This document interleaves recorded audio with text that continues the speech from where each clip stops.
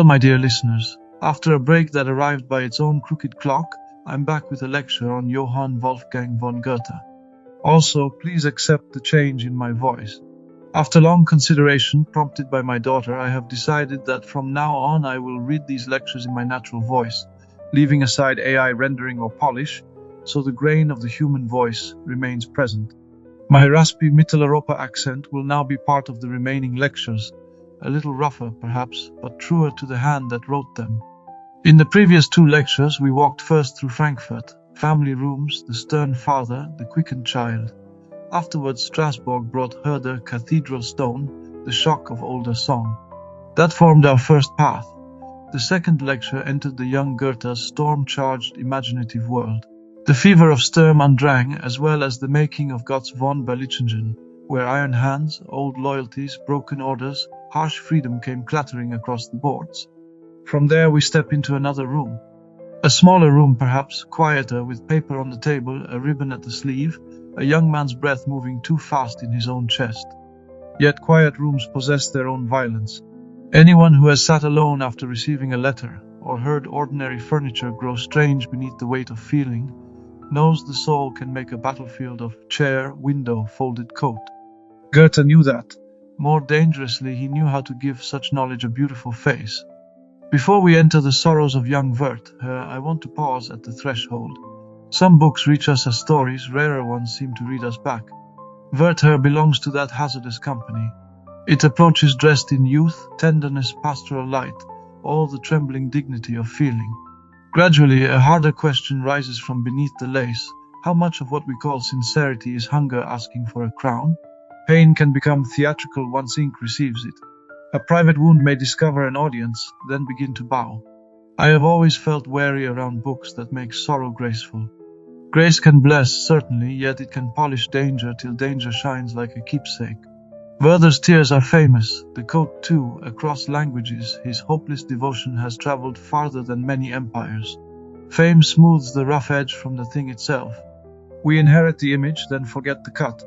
Goethe's achievement lies in making feeling a sacred fire with sparks in the chimney, a revelation that grips the ankle like a hidden snare. He brings us close enough to warm our hands. A moment later, singed cloth reaches the nose. At the center stands a young man who wants the world to answer him in full. Brookwater, tree shadow, a child's hand, bread beneath a woman's knife, evening light falling through a room. Each becomes a sign pressed into the wax of his own heart. Such attention can look like holiness. Many poets begin there, lovers often do too. Yet a life that turns every object into a mirror soon grows hungry for harsher proof.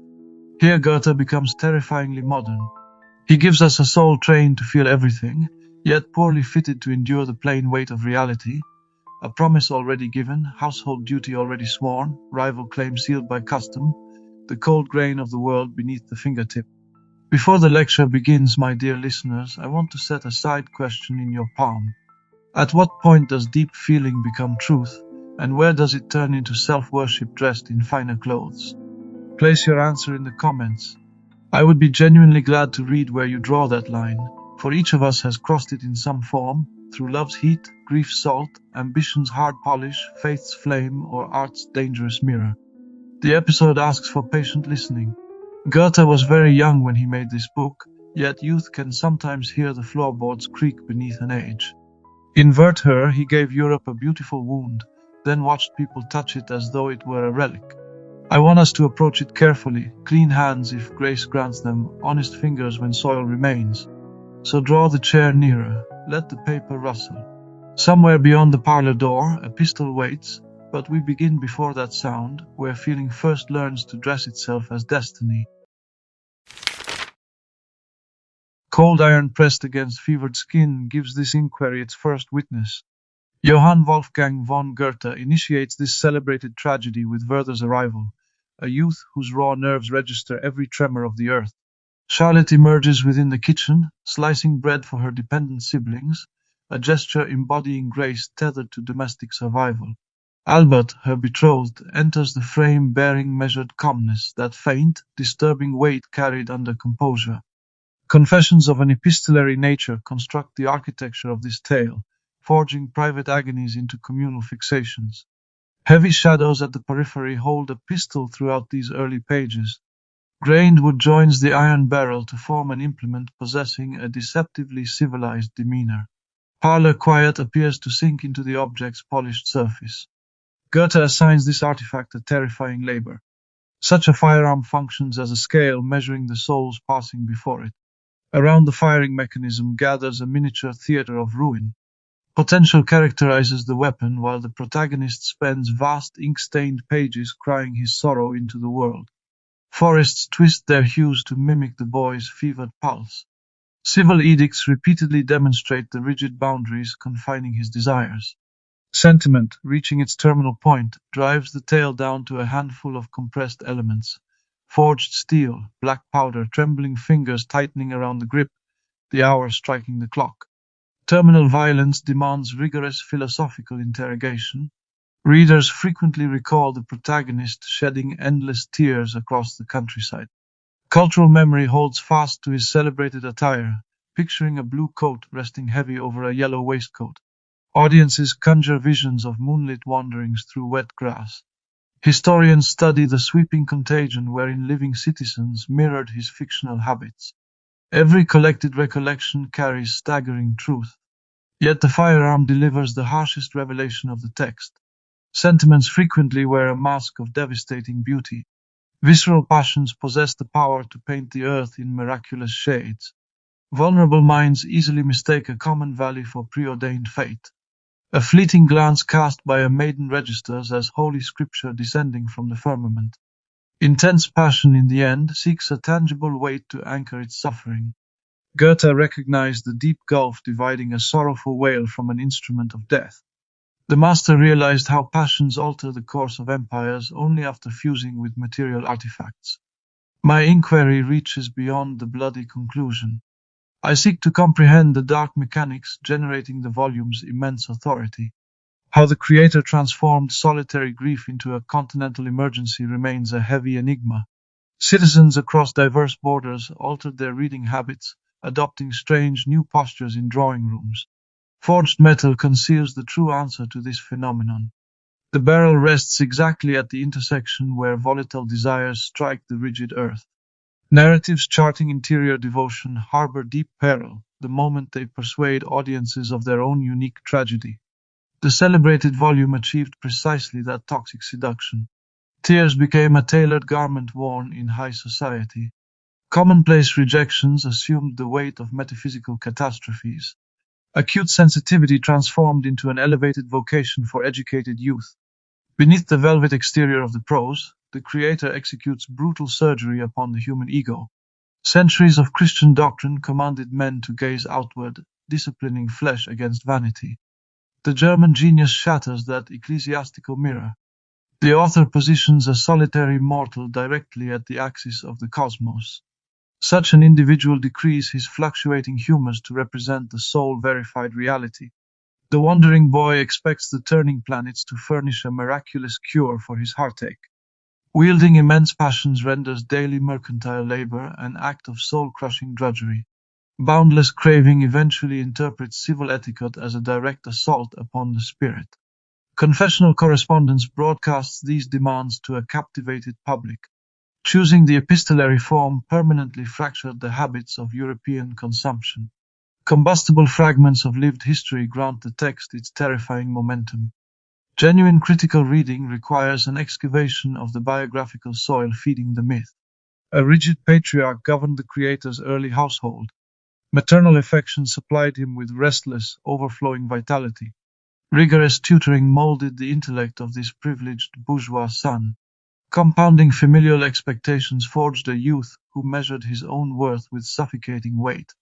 Classical instruction honed his perceptive faculties to a sharp edge. Surviving physical collapse drove his philosophical inquiries further down into the bone. Relocating to the cathedral city of Strasbourg widened his terrestrial horizon. Discovering romance tangled his daily existence into difficult knots. A period of terrifying acceleration followed these milestones. Innate genius collided violently with towering ambitions. The student declared war upon archaic aesthetic doctrines. Romantic infatuation seized his attention with alarming frequency. His temperamental humors swung between ecstatic peaks, then plummeted into abyssal troughs. During the early years of that decade, the scribe inhabited a condition wherein every exhaled breath hovered on the brink of becoming literature. One season dictates the architecture of the entire volume. The apprentice jurist inhabited the imperial town of Wetzlar for a handful of heavy months. He journeyed there seeking practical knowledge of the judicial tribunals. Lived reality delivered an education composed exclusively of spiritual bruising. Amid civic architecture, he encountered a maiden-baptized Charlotte Buff. The girl had previously pledged her hand to an official named Johann Christian Kästner. The trio shared countless hours in common parlors. Through conversation, music, and country dances, they maintained a fragile camaraderie. Such proximity verified an ancient law of the flesh. Standing inches from a distant desired object sharpens ache to a razor finish. Adoration for the breathing woman provided marrow for the printed heroine. The craftsmen reshaped the living girl, altering their relationship to serve a heavier tragic arc. Another acquaintance, wandering those same streets, cast a long shadow over the manuscript. Carl Wilhelm Jerusalem carried crushing sorrow regarding his professional path. The young diplomat stumbled awkwardly through aristocratic salons. Black melancholy plagued his solitary hours. Sinking beneath that weight, he ended his own breath using a pair of loaned pistols. The report of that historical discharge furnished the visiting poet with a colossal revelation. Witnesses can perceive the genesis of the masterpiece within that smoky echo. The artist tossed distinct biographies into the furnace of his mind. Blending a fractured spirit with a literal corpse, he poured forth a single devastating narrative. Examining the alchemy of this fusion remains essential. Lesser literature merely transcribes a sequence of factual occurrences. Masterpieces incinerate documentary evidence to forge a terrifying new geometry. The living maiden donated her rustic charm, her domestic competence, accompanied by her status as a spoken-for bride. The deceased colleague bequeathed the narrative its suffocating gloom, its wounded vanity, along with the literal iron weapon. To this compound the creator injected his own theatrical despair, his hyper-vigilant sensory apparatus, and his miraculous command of syntax. The resulting protagonist looms larger than the sum of those walking mortals. Werther stands as an avatar of his maker, yet simultaneously functions as the poet's dark twin. Printed pages endow the boy with ravenous hunger for visceral intensity. The volume grants him staggering worship of wild timberland. A grating hatred for aristocratic manners defines his social presence. Agonizing thirst for spiritual communion drives his every step. The survivor reserved one critical trait for his own flesh. The breathing man retained the biological imperative to endure. Such division constitutes the most cunning maneuver of the text. The scribe bled his toxic grief directly into the paper vessel. Having transferred the poison, intellect wielded aesthetic distance to evade the snare that strangled his fictional offspring. Wetzlar merits rigorous geographical inspection. Judicial chambers enveloped aspiring clerks in a suffocating web of protocol. Hierarchies of blood, endless bureaucratic delays, ornamented rhetoric, sluggish paths to promotion defined the atmosphere. This civic terrarium compelled hungry youths to master the art of waiting. Survival required them to measure every public gesture, chaining volatile tempers to a desk. The visiting poet possessed the faculties to succeed in this theater. He deliberately skirted the edges of that mercantile square anyway. Institutional authority offered a ladder to prosperity, yet it simultaneously provoked staggering nausea in his gut. The fictional wanderer experiences that identical repulsion magnified to a lethal degree. The protagonist possesses the grace to walk through wealthy estates, to converse elegantly, to perform the required bows, even to appreciate refined aesthetics. Sudden revulsion then overtakes him. He perceives civic hierarchy as a vessel overflowing with malicious triviality. His eyes register calcified regulations holding up dead traditions. Through this psychological fracture, a regional career obstacle transforms into an apocalyptic crisis of the spirit. The literate bourgeoisie across the German states harbored immense, starving dreams. They consumed vast libraries of radical thought.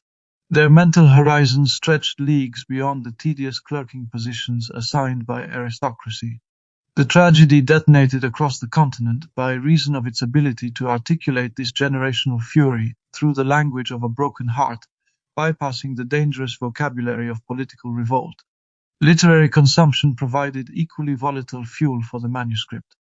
While the poet composed the letters, the ghost of William Shakespeare had already fractured his grasp of dramatic structure. A philosopher baptized Herder had previously demolished the geometric rigidity of French neoclassicism. A rising tide of furious young poets trained a generation to despise powdered courtly manners. Peasant ballads, feral vitality, sovereign genius, and storm-battered terrain saturated the creator's consciousness. He authored a theatrical piece concerning a mercenary knight, demonstrating this defiance through bloody kinetic action. The subsequent epistolary tale redirected that identical mutiny deep into the tissues of the mind. One might claim the broadsword transmuted into psychological collapse. Plated armor dissolved into trembling knuckles gripping a quill at a wooden table. The perceived fragility of the weeping youth operates as a cunning deception. Funneling societal rage into the veins constitutes another breed of brutality. An equestrian warrior lays siege to physical fortresses. A melancholy suitor assaults the foundations of community by crowning his personal anguish as the supreme law of earth. That doctrine proved terrifyingly infectious. A mailed infantryman serves as a striking figure on canvas. A fragile scholar nursing a shattered soul might reside in the adjacent room. Velocity of composition added dangerous kinetic edge to the prose. The initial manuscript erupted onto parchment in a fevered rush during 1774. Dictating text at a sprint fundamentally alters the texture of the resulting volume. Rapid drafting preserves the grit of the original wound. Haste locks the heat of the moment into drying ink. Considering that the narrative records continuous escalation of passion, breathless pace served the aesthetic design. Printed epistles give the illusion of a wrist struggling to outrun a racing mind. Philosophical reflection typically acts as water upon a blaze. Within these pages, rumination acts as bellows driving the furnace to a white-hot peak. The method of creation aligns flawlessly with the fictional architecture. The tragedy required an atmosphere of suffocating tension. The wanderer experiences physical strain, believing his ribcage will shatter if silence holds him. European audiences received a staggering shock. They consumed a rigorously engineered artifact masquerading as spontaneous psychological collapse. That camouflage granted the tragedy its terrifying grip. The aesthetic illusion convinced the public they were staring straight into an exposed, bleeding spirit. Continental society during that restless decade stood primed for exactly such a visitation. A collective famine for intensity gnawed at the educated classes. A text achieves monumental status the moment it strikes a tendon already pulled taut. Literacy had spread its roots wider across the provinces. Bound volumes traveled along postal routes with rare speed. Citizens organized intimate societies dedicated to shared literary consumption. Lending libraries permitted commoners to rent access to grand adventures. Printed journals, rapid translations, and expanding markets for fabricated lives forged a massive appetite. Sentimental prose penetrated geographic borders previously resistant to literature. The literate bourgeoisie did far more than consume paper in solitary chambers. They dragged fictions into daily parlor conversations. Devoted followers altered posture to match printed descriptions. Tailors received orders for newly imagined garments. The populace revised its internal architecture based on novels discussed aloud. The tragedy walked into an environment where reading functioned as a highly visible communal ritual. Subscribers were actively rehearsing the mechanics of sorrow. The weeping protagonist stepped before an audience rigorously trained to catch his falling tears. Such a ferocious reception demanded conditions deeper than a thriving mercantile press. The era possessed its own bruised, heavy weather. Enlightenment had sharpened the rational faculties of the continent. Philosophers instructed the masses in the geometry of etiquette, the mathematics of aesthetics, the mechanics of jurisprudence. All this sterile calculation inevitably provoked violent reflex. Youth felt their veins starving for richer, darker fluid. They craved the burn of visceral passion. They demanded the right to isolated identity. They hungered for titanic, feral ecstasies. Etiquette manuals provided instructions for balancing porcelain saucers. Rational edicts offered hollow echoes to a chest cracked open by grief. Utilitarian logic mapped the physical plumbing of a metropolis. Reason stood mute before the terrifying beauty of mortal despair. Furious young dramatists countered this sterile environment by worshipping feral, uncultivated brilliance. Radicals elevated raw thunder above polished courtly restraint. The melancholic wanderer compressed this vast generational rage into a compact, easily transported volume. Gazing upon this avatar, an entire demographic recognized its shared condition, overtutored minds crippled by the sterile machinery of the age. The fractured political geography of the German-speaking lands multiplied the intensity of the reaction. A mosaic of miniature principalities divided the map. Crowned heads, along with minor dukes, hoarded civic authority. Common citizens possessed negligible avenues to shape the material destiny of their towns. As a result, poetry assumed the heavy labor denied to parliament. Men staged rebellions within their own tear ducts when denied access to the ballot box. A junior clerk suffering the sneers of an arrogant magistrate found vindication in the text. Looking upon the protagonist's wounds, the abused reader recognized the shape of his own daily humiliations. The printed pages manifested a colossal phantom republic of dreamers. Denizens of this shadow nation identified their countrymen through a common vocabulary of sorrow. The creator even provided a sartorial flag for this invisible empire. A heavy blue coat worn over a yellow waistcoat assumed talismanic power.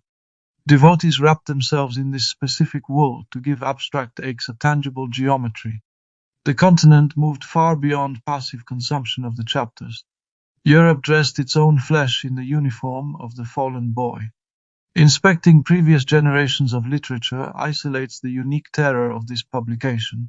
Earlier sentimental novels had thoroughly instructed the public in the mechanics of weeping. Previous authors had paraded characters through grueling ethical trials. A celebrated French philosopher had previously deployed excessive emotion to dismantle hypocrisy in the ruling class. The poet from Frankfurt injected lethal velocity, applying combustible fuel to the established formula. He rendered the boy's agony a matter of terrifying immediate presence. Suffering ceased operating as a local domestic quarrel. Ache assumed the dimensions of a cosmic structural flaw. Antique romances required hundreds of pages to construct philosophical argument. The modern youth processes every sensory strike with lightning speed. The resulting breakdown appears theatrical, magnetic, highly susceptible to imitation. This fresh narrative stripped away the tedious moralizing lectures of the past. It deposited a stark portrait of a human nervous system disintegrating under its own weight.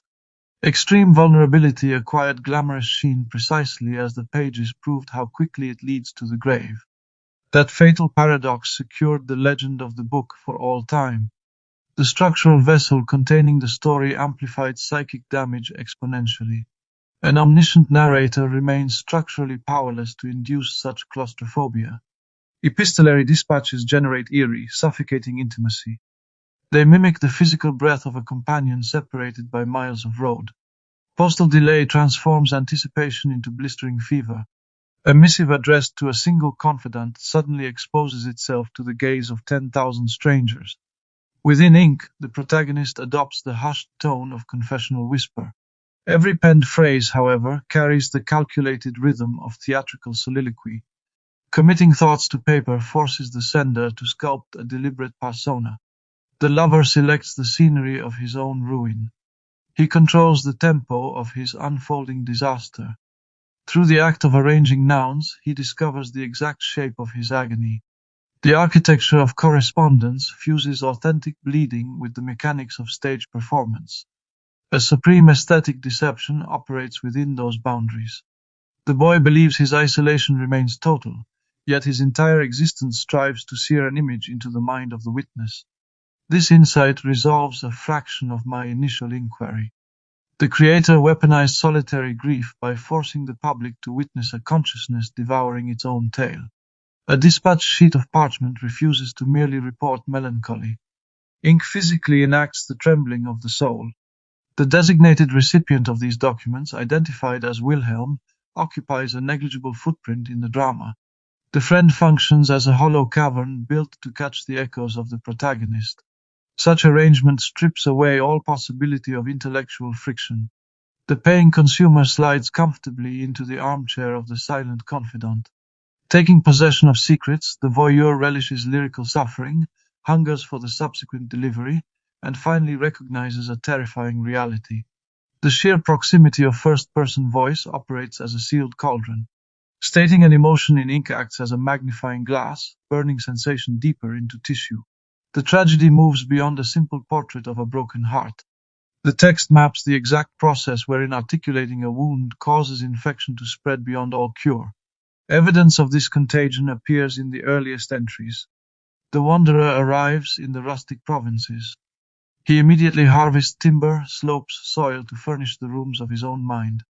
Dappled valleys, rushing waters, laughing children, sweating laborers, golden light crowd the margins of the page.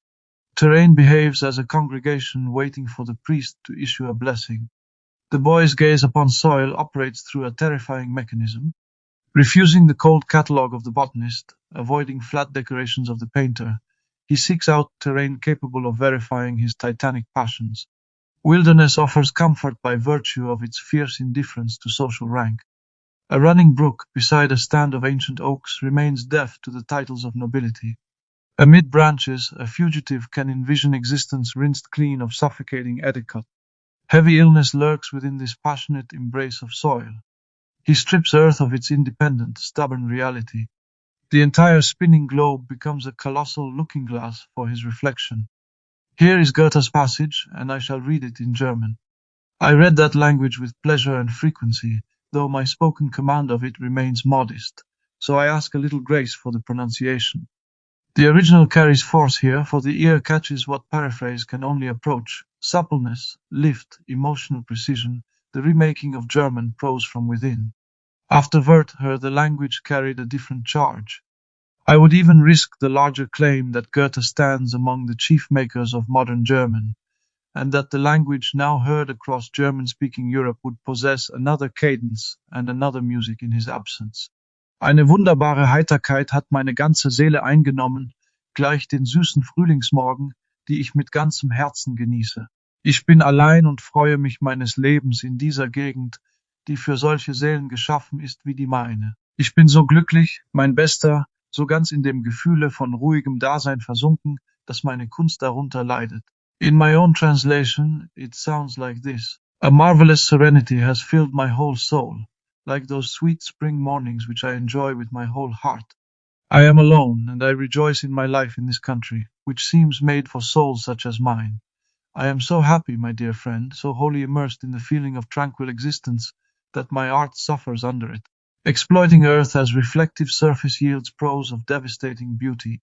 That same optical illusion installs a fatal mechanism at the heart of the plot.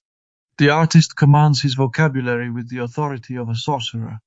The reader feels the boy's euphoria rising from paper.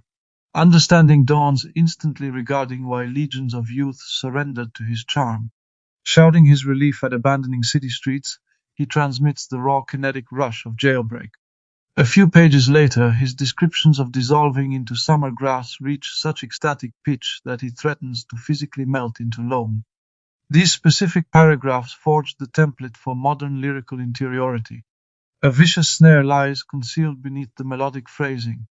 A mind demanding the physical universe echo its humors becomes powerless to survive rejection. Soil amplifies his joy during manic ascents. The canopy turns bruised, hostile, barren the moment his spirit crashes. Flora constantly acts as an obedient servant to his vanity. This feedback loop convinces the youth that his emotional fluctuations hold dominion over the cosmos. Charlotte enters this volatile psychic theater at the most disastrous possible moment. Goethe stages her arrival with lethal exactness. She stands amid children, bread in hand, governing household disorder with a grace so natural that necessity itself seems to move in rhythm. And here another citation follows, which I shall read in German. Ich trat in das Torhaus, es war die angenehmste Verwirrung unter den Kindern. In dem Augenblicke kam ein Mädchen von mittlerer Größe heraus, ein einfaches weißes Kleid an, mit blassen roten Schleifen an Arm und Brust. Sie hielt ein schwarzes Brot und schnitt ihren kleinen ringsherum, jedem sein Stück nach Verhältnis ihres Alters und Appetits. That translates in my own words to this: I stepped into the gatehouse. There was the most pleasant confusion among the children. At that moment a girl of middle height came out, wearing a simple white dress with pale red ribbons at the arms and breast. She held a dark loaf and cut for the little ones around her, giving each a piece according to age and appetite. From that instant Charlotte's limbs move with natural grace. Bearing a radiant, cheerful countenance, she remains blissfully ignorant of her own devastating allure. The wanderer encounters her amid the swirling figures of a country dance bathed in summer twilight. The maiden aligns perfectly with the phantom his fevered imagination spent years constructing. Standing far apart from the fragile porcelain dolls of court, rejecting the role of an ethereal forest spirit, she engages in the heavy labor of survival. The protagonist studies her movements with a hawk's intensity. He immediately inflates her domestic rituals to the scale of holy sacraments. The simple act of dividing a loaf acquires miraculous weight. Bathing a child assumes the force of divine mandate. Sweeping a hearth appears as glorious vocation. She welds the grit of daily survival to the heights of mystical predestination. Such fusion guarantees his eventual destruction. The paradox permits him to kneel before her as a celestial being while maintaining the delusion of pursuing an earthly marriage. Albert arrives to drop a heavy anchor into the shifting narrative tides. Casual readers frequently mistake the betrothed for a tedious obstacle blocking the path of romance. The master craftsman engineered a far more devastating dynamic. The official possesses deep decency. Remaining steadfast, intellectually grounded, and quiet in temperament, he adores the girl with honorable restraint. He extends remarkable charity to the erratic interloper. Retaining composure, he swallows irritation time after time. The older man stands as an avatar for the mature, functioning republic. The frantic youth finds himself unable to despise his rival, yet equally failing to mimic his discipline. This triangular geometry traps all three bodies in a sophisticated snare. Framing the fiancé as villain would reduce the tragedy to a cheap morality play. The scribe deliberately provides an opponent made of solid, respectable oak. The clerk's temperate conduct acts as a harsh spotlight exposing the boy's hysteria. The fragile artist loses the comfort of claiming a monopoly on virtue. His torrential passions shatter against a decent, law-abiding citizen. The boy realizes how total ruin approaches even when malice remains absent from the room. Catastrophe deepens inasmuch as reality provides resistance, revealing a universe that operates on logical, rigid mathematics. Constructing the epistles multiplies the agony of this worldly resistance. The protagonist acts as his own bellows, pumping air into the furnace with every scratched sentence. He excavates memory of sharing a parlor with the maiden. Recording the hour inflates the historical encounter to mythological scale. He dissects her passing syllables to extract hidden prophecies. Doomed infatuation is nourished by framing obsession as sacred crusade. The epistolary mechanism serves this pathology with total precision. Retreating to his desk grants fantasy the blank space required to metastasize. A fleeting glance caught in the hallway expands into epic drama upon parchment. Brief exchange of pleasantries echoes like a thunderclap during midnight recollection. Hours spent waiting for dawn demand exhausting psychic labor. Such internal churning stretches emotional capacity to the tearing point. A raw, exposed mind receives a trivial crumb of attention, instantly forging it into immovable cosmic doctrine. The literary genius comprehended the mechanics of this self-destruction with chilling clarity. Printed artifact moves beyond a mere declaration that passions feed on attention. Ink architecture physically demonstrates the mouth tearing at meat. An identical instability governs the acoustic rhythm of the phrasing. The boy's clauses ricochet wildly between extremes. Screaming bursts of joy crash into periods of exhausted, quiet reflection. Choppy, truncated syllables suddenly give way to cascading floods of dependent clauses. The youth endures existence as a series of tidal impacts. Grammatical structures warp and bend to mirror these suffocating waves. Ink decelerates to a crawl to examine the thorax of a wandering beetle. A moment later, syntax accelerates to strike parchment like a swinging mallet. Experiencing these acoustic shifts places the audience directly inside a fracturing skull. The invisible creator maintains iron grip on the reins throughout the descent. The master calibrates furnace temperature with surgical precision. A lesser talent might have polished grief until it lost grit, or shattered logic until it dissolved into noise. The savant injects precisely the correct dosage of chaos into the margins. Terrified subscribers accept the illusion of a man dissolving into madness. Behind the curtain, the architect steers a heavy carriage along every inch of the precipice. The narrative takes a brutal turn the moment class warfare combines with romantic starvation. The figure holds a permanent place in history as patron saint of rejected affection. Crashing against rigid walls of aristocracy crushes his spine with equal force. His torment originates far beyond the unreachable girl. Serving time in the ambassador's office amounts to daily torture. Nobility carries an air of calcified arrogance. Protocols governing elite salons reveal a core of deep spiritual decay. The wanderer suffers devastating public whipping when titled lords expel him from a gathering by reason of common blood. That act of social violence shatters the melancholic, dreamy atmosphere. The text ceases to operate as a simple tale of infatuation. It becomes a scalpel peeling back the skin of a culture where velvet coats conceal staggering malice. The hypervigilant clerk registers every condescending sneer as a blade sliding between his ribs. Critics might dismiss him as fragile weeping child. A deeper reading excavates monumental historical truth regarding the rising bourgeoisie. Educating a man to prize sovereign intellect while denying him a seat at the table guarantees he will experience civic hierarchy as an open, festering gash. The celebrated eviction from the aristocratic drawing room provides definitive proof of this fracture. The youth possesses magnetism to charm any individual during private dialogue. Communal law operates on vastly different, colder mathematics. Titled elites accept his presence only until formal protocol demands removal. Exhibiting flawless etiquette provides a paper shield against birth record. His blazing intellect shatters against a fortress constructed of petty snobbery. The architect positions this public flaying near the center of the volume with deliberate intent. Suffering banishment executes a deeper violence than mere humiliation. Expulsion demonstrates to the boy the evaporation of middle ground. He finds it impossible to integrate colossal passions into the clockwork of civic sphere. Community shrinks into an object of total contempt. His internal tempests ascend to become the sole authority he acknowledges. The iron pistol edges a fraction closer to the inkwell, hiding in shadows just beyond the reader's current gaze. Examining his wardrobe reveals the exact mechanics of this material translation.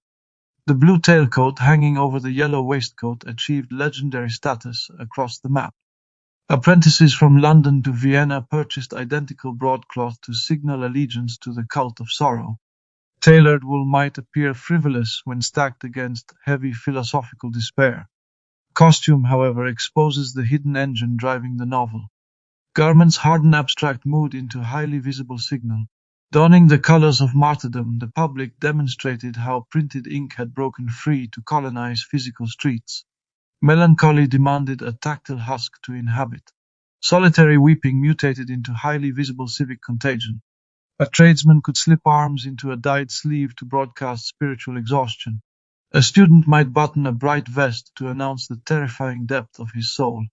The visionary scribe realized how modern citizens crave material artifacts to validate internal storms.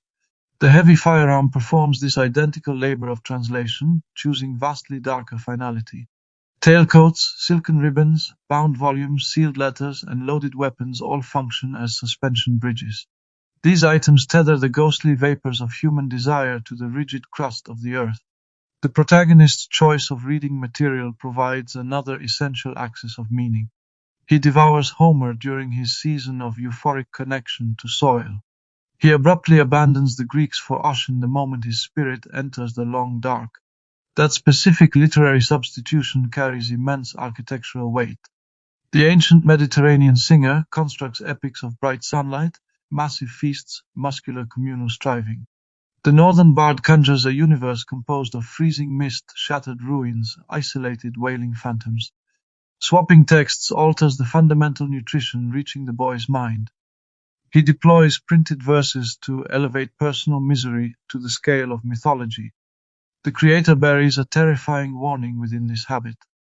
He suggests the act of reading works as an amplifier for native grief. Bound pages refuse to act merely as passive mirrors. Ink actively tutors the nervous system in new methods of suffering. Continental audiences proved this theorem by using the German tragedy as a manual for their own tears. The masterpiece points a finger at the snare while simultaneously assembling the steel jaws around the reader's ankle. A single twilight encounter isolates this peril with terrifying clarity. The doomed suitor recites bleak Scottish verses to the maiden as the final days approach. Every volatile element in the room collapses into a single point of heat. The act of translation, the vocal delivery, the falling tears, the trembling shoulders, the dangerous proximity, the dissolving boundaries all occur simultaneously. Engaging with literature escalates into a physically hazardous undertaking. Syllables cease existing as mere stains on parchment. Spoken poetry transforms into a tactile medium of forbidden caress. Goethe presents a miniature diorama of the violence his own volume inflicts upon the paying public. Lyrical phrases leap from binding to strike raw nerves. The girl's violent shuddering during this recitation remains fiercely ambiguous. She denies him verbal surrender while simultaneously withholding firm rejection. Her consciousness drifts into the pool of his fever. She breaks the spell only upon calculating the catastrophic earthly consequences of remaining seated. The iron pistol waits patiently in shadows just beyond her sudden retreat. Subjecting the tragedy to sustained philosophical rigor expands the horizon. What fate befalls a mortal who crowns his own passions as supreme governing law? The legendary manuscript provides the earliest modern blueprint. The runaway ego discards loyalty to mercantile trade, local parish, ancestral faith, and the physical mathematics of the cosmos. It elevates the sheer intensity of sensation to the rank of holy worship. The mind decides that a flood of tears acts as the sole required proof of authenticity. The sufferer interprets any pragmatic compromise as spiritual treason. Such an individual projects terrifying aesthetic beauty, while simultaneously severing every root tying him to soil. The youth experiences truth exclusively as incinerating blast. He confronts an ordinary afternoon with total bewilderment. He recognizes ecstatic union beside full annihilation. Finding a sustainable velocity evades him. The modern citizen takes his first breath in this exact room. The newborn creature glows with miraculous light while carrying lethal plague. Crowning emotion as sovereign authority radically alters the architecture of justice. Antique tragedies position their champions before the throne of a monarch or the altar of a deity. The tyrant might act with malice, yet hierarchy retained its full weight. Within these epistles, ancestral structures appear fragile, hollowed out by time. Theology survives merely as a collection of soothing phrases woven through faded nostalgia. Ecclesiastical threats fail to direct the boy's footsteps.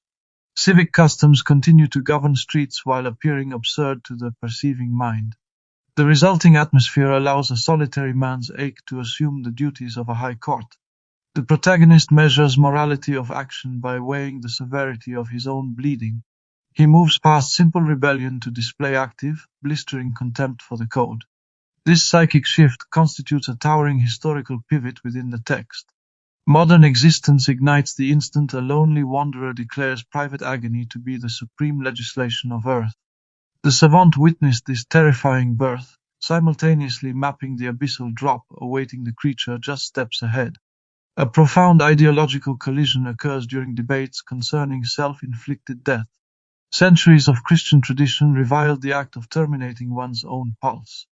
The church condemned it as heresy, the community viewed it as horror, the magistrate punished the surviving corpse. Radical philosophers of the era had begun dismantling those archaic prohibitions.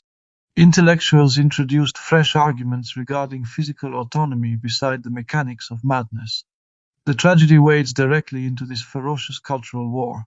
And here is yet another of my attempts at the German tongue.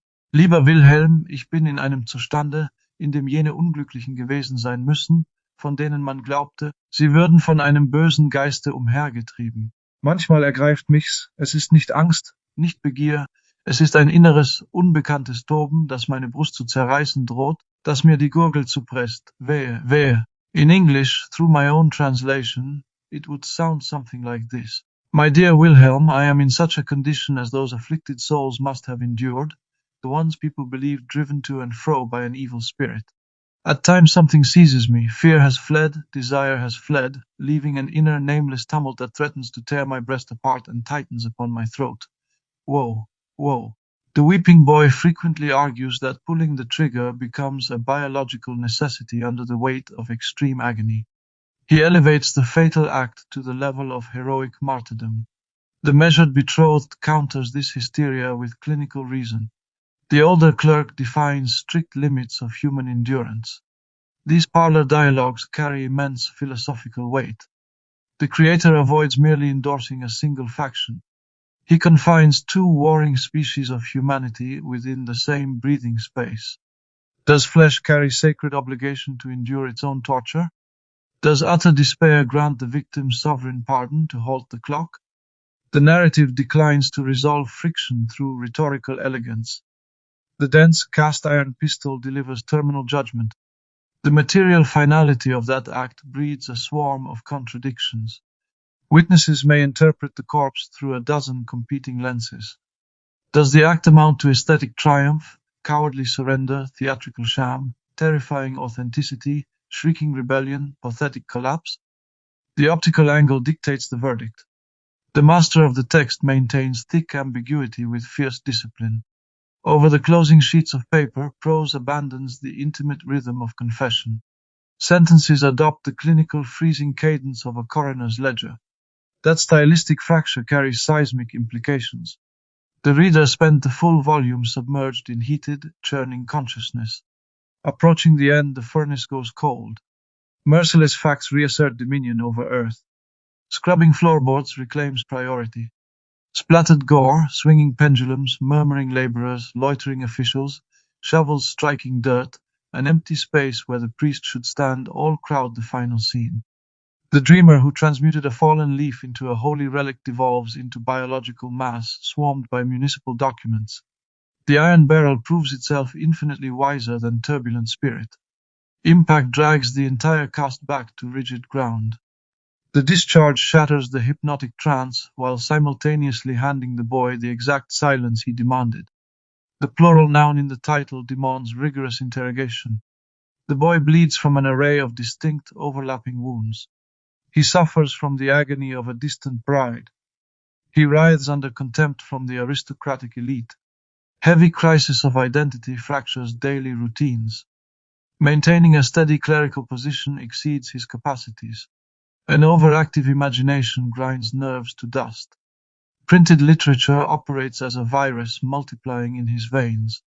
Full detachment from physical earth claims his sanity. These compounding afflictions reside in a single fictional body. Those same diseases, however, plagued the entire historical epoch. The mastermind executed a stroke of sheer brilliance here. He disguised the generational plague as the eccentric biography of one wanderer. Citizens across the continent experienced the epistles as direct personal correspondence. The narrative gathered diffuse, hovering cultural malaise, stamping it with a recognizable human visage. Legions of intelligent youths absorbed the text, swiftly rebranding tedious clerical delays as mythological martyrdom. Maidens consumed the pages, discovering an accurate map of their own social imprisonment alongside the potent allure of a weeping suitor. The public moved far beyond mere mimicry. The masses wielded the bound volume as a mirror to verify their concealed agony. That visceral recognition swiftly escalated into continental panic. Anecdotes detailing frenzied devotees, mirrored wardrobes, rehearsed melancholia, actual fresh corpses transformed the publication into a seismic cultural event. The artifact transcended the status of popular entertainment. Historians must step carefully around the mythological rumors surrounding the aftermath. The existence of those exaggerations, however, validates the core phenomenon. Civilized Europe sincerely believed a bound stack of paper possessed kinetic force to inflict physical casualties. That conviction permanently altered the definition of literature. The Chronicle of the Weeping Youth stood as a triumph of aesthetic design, while simultaneously operating as a threat to public health. The text verified how consuming printed syllables could rewire the emotional center, dictate physical posture, reshape ego, and eventually lead a body to the grave. The explosion following initial printing claims a critical space in the evolution of mass communication. The poet accidentally demonstrated how a perfectly engineered narrative functions as an airborne pathogen sweeping across borders. Magistrates attempted to suppress the volume with official decrees. Clergymen hurled damnation at it from the Sunday pulpit. Devotees consumed it with fanatical reverence. Satirists mocked the weeping with sharp theatrical parodies. Rival scribes rushed to mimic the profitable formula. Linguists dragged the text across national borders with terrifying speed. The volume slipped past customs houses effortlessly, requiring minimal cultural translation. The architecture of the modern ego proved astonishingly portable. A slender collection of German epistles dominated the continent by isolating a universally recognized suffering spirit. Holding those papers carried distinct hazards. A shallow reading supplied a convenient script for indulgent theatricality. A cynical pass reduced the tragedy to a tedious catalogue of nervous complaints. Plunging into the deep currents, the reader confronted an awe-bearing, terrifying revelation. The narrative verified how the contemporary mind expands by weaving fictional mythologies concerning its own suffering. Such myth-making possesses the power to magnify a life to mythological proportions or to devour the host. The genius bequeathed his generation a reflective glass alongside a skull and crossbones. Invoking a celebrated French philosopher clarifies the specific mechanics of this terror. That senior intellectual had previously crowned human sentiment as supreme sovereign. His emotional doctrines, however, remained firmly tethered to vast projects of civic reform, pedagogical overhaul, urban restructuring. The Frankfurt poet tightens the lens to an excruciatingly narrow focus.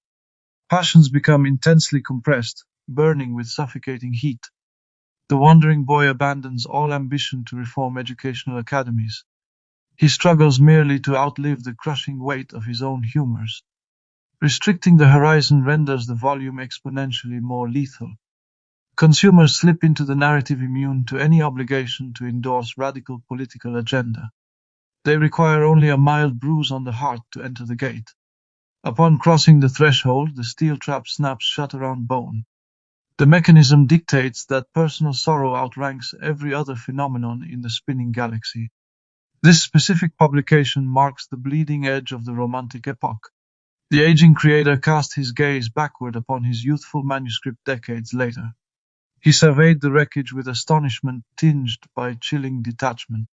The master understood he had mistakenly thrown open the iron gate, releasing a feral beast into the streets.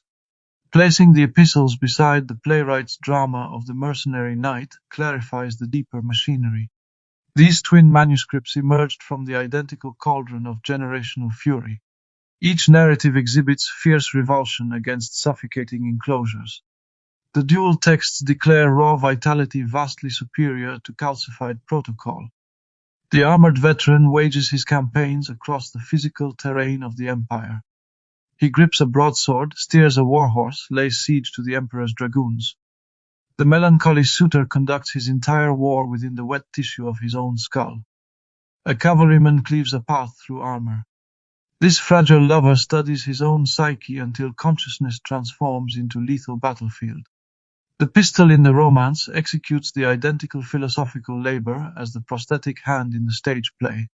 Both heavy metallic objects represent a mortal struggling violently to secure autonomy.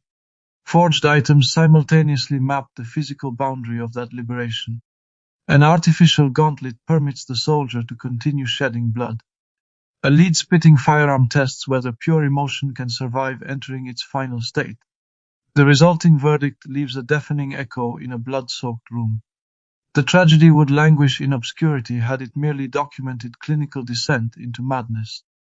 The architect laced the paragraphs with too much staggering beauty to permit such reductive diagnosis.